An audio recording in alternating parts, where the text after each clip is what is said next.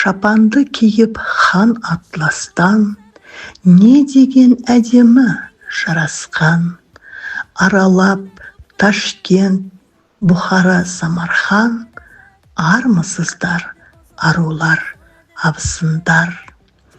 Жасасын татулықпен бірлігіңіз, артық тұрар сыйластық сіз біздігіңіз. Алға басып өрлеген тірлігіңіз, ынтымақты әулеттің қыз келіндерісіз. Абысын тату болса ас көп деген, келіндер жақсы болса алтын болар кереген. Шаңырақтардың да ұйтқысы өздеріңіздер, ардақтана алтын құрсақ көтергендер. Асыл жар, аяулы же кемеңгерлер, отбасының да бар жүгін көтергендер.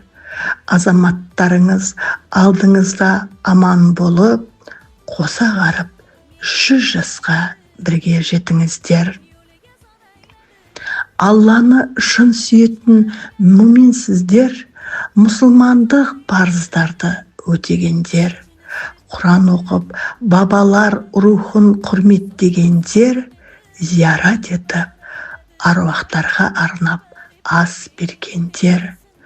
Қажаттанып Меккеге талай барып келдіңдер, мешіттер салдырып, сауапты қызметте істедіңдер.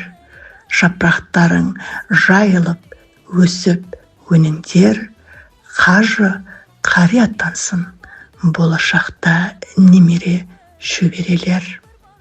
Жұрт қызығып қарайды сіздерге, Алла өзі сақтасын тіл көздерден. Осылайша жарқырап жүріңіздер, үлгі болып жастарға, келіндерімізге. Аса берсін асқақтап абыройларың, жыл сайын көбейе берсін қатарларың.